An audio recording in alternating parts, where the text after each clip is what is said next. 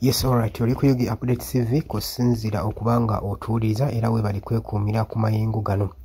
Mwami Yoweri Kaguta Museveni akiguddeko oluvannyuma lwa bannamateeka okuvaayo nga bamukubira ddala mu kkooti ze zennyini ze yakola. Jjukira nti ennaku zino ekiriwo Yoweri Kaguta Museveni yalangirira nga bw'agenda okubanga agabira aba members ba parliament aba NRM saako n'aba opposition omusimbi oguli mu bukadde 10 buli muntu. Weewaawo babaka abamu bavaayo nga bakomplaininga bo nti tebannafuna ku ssente zino naye nga kyamala dde okuyisibwa ng'omusimbi guno ogenda okugabibwa abaka ba parliament nga nsonga ki mbuzi bayambeko okubanga bawenja akalulu ka 2026 saako n'okusolovinga ebizibu byabwe ebizibu ebibakuŋŋaanirako. Ba ministers n'ababaka abamu bavaayo ku mikutu egya social media nga bateekinga ensonga yaabwe eno okubanga bali frustrated olw'okubanga banenyezebwa ekyokutwala obukadde 10 obwa Mwami Yoweri Kaguta Museveni. Tujjukira bulungi Munnabintiana MP woman Joyce Baagala yavaayo n'agamba nti nze ndi mukazi munaku ate nga ndi muyiribi, kakati zino ssente mba nga nzifunye ziba zijja kunnyambako. Era n'ava eri nga yeewala ngolokooto n'agamba ye oba ekibiina kimumma fulaga kimumme fulaga naye agenda tutwala obukadde 10 obugenda okubanga buyisibwa Mwami Yoweri Kaguta Museveni oyo ne tutegeera amayitire ge. Tebyakomye okwo, bizze biranda nga bamwe babyegaana era nga wabiraba ku mabaati aba ministers abagabana amabaati okuva mu minisita ya prime minister. Amabaati we gagabanyizibwa buli muntu mbu yageekanga gatuuse wuwe tebaagamanyaako mayitire. Kati nakino ekya ssente we kiri newankubadde lisiti yafulumye ku social media eraga ba MPs 71 abasayininze. Tujja kubanga tugibaleetera gye bujjako mu maaso awo musobole okubanga mugitegeera. Naye ensonga eriwo kati Mwami Yoweri Kaguta Museveni abakugu bagenze mu maaso n'omujjukiza kkooti ze yakola mu mwaka gwa 1997 ng'olwo obuyinza ensi tennaba kubanga emutwalaganya nnyo. Yakola kkooti ng'agenda mu maaso n'okunenya abaka ba parliament abafuna omutitime n'omutitimige gw'ensimbi era n'abanenya mu ngeri waatyo. Omwezi gwali gwa June ennaku z'omwezi 27 omwaka 1997 Pulezidenti Yoweri Kaguta Museveni yasinziirira okwo n'akooti nga kino n'agamba nti kimenya mateeka okubanga omubaka wa parliament afuna miliyoni emiliyoni za ssente kyokka ate ng'omusomesa afunira mitwalo giri awo mu 7. N'agamba kimenyera ddala amateeka. Kati bamujjukiza ebigambo bino bamubuuza yabyogera bino yali ani.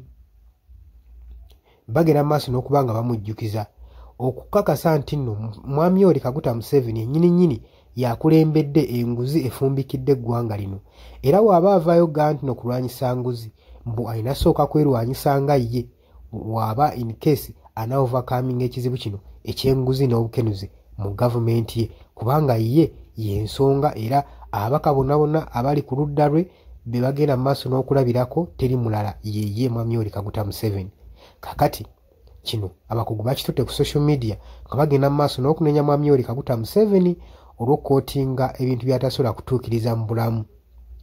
Wabula jjukira nti nno okumanyibwa kwa ssente zino yali leader of opposition Joel Ssenyonyi yavaayo n'akirambika ensi n'alangirira nti Mwami Yoweri Kaguta Museveni alina omusimbi gw'agenda okubanga agabira abaka ba NRM era nga kuno kubanga kulya nguzi.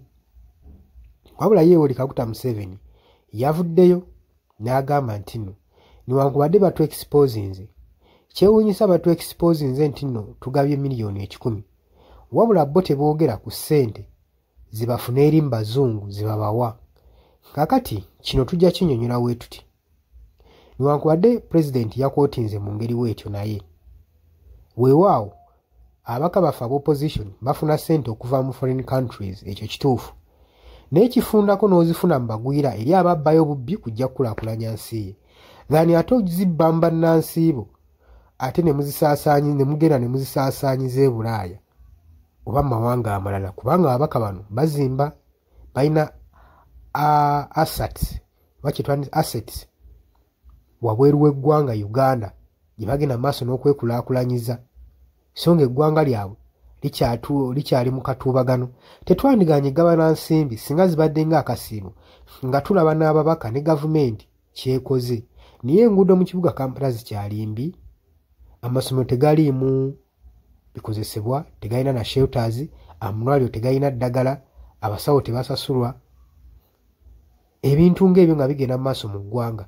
Ate no gwe n'ojjayo biliyoni 45 nga zaakugabira ababaka ba paliamenti kubasiima basobole okuyirawo omubiri osobole okudda mu kalulu ka 2026. Ekyo ekintu kiba kikyamu nnyo kubanga wali eri foreigner waba muwadde ssente ajja n'akulaakulanya ewaka azibbye mu mawanga malala ng'aleeta mu ggwanga lye. Naye ate kati bontu bootwala b'okulembera b'ozikuŋŋaanyaamu ate omala ozikuŋŋaanyaamu ze bakuŋŋaanyiza n'ozisaasaanya mu ngeri ey'ekyeyonoono. Ekyo nze ŋŋamba kintu kikyamu nnyo n'akeddagala. Kakati kino nno kyayisibwa ku social media nga leader of opposition Joel Ssenyonyi. Jjukira nti nno ye talina mutima gwetiitiira. Enfunda nnyingi abadde avaayo nnyo ne mu cabinet ne mu parliamentary committee abadde ajja aloopa ebigenda mu maaso ebikolwa ebyenguzi ebyokugabana emisimbi ebadde bigenda mu maaso whereby batuuka ne extent eno committee parliamentary committee nga tekyakoowala Joel Ssenyonyi nga tekyamuinvitinga kutuula mu meeting zino ate nga kyatteeka Joel Ssenyonyi acomplaininga nti alina obuyinza obutuula mu ssemateeka amulambika nti alina okutuulamu mu cabinet ali omu ku ba board members alina okutuula mu meeting ezo. Naye kyewuunyisa agamba meeting zino zituulibwa nga siriimu ate ne siyisibwa ne bayisa ebbago ne babaako ssente ze bayisa nga siriimu. Naagala kino ekigendulwa kiba kya kusaawo ssente za mbibwa musolo mu ngeri y'obutamanya. Simanyi gwe kyolowooza naye ng'oli ku Yugi Updates TV kosinza oba ng'otuwuliriza webali kwekuumira ku mayebo gano. Baganda bange abali mutala w'amayanja mbalamusizzaako nnyo mwebali kwekuumira ku Yugi Updates TV. Nammwe abali e South Africa abali ku muliraano Kenya mbalamusizzaako nnyo. Mbagala nnyo mweraba.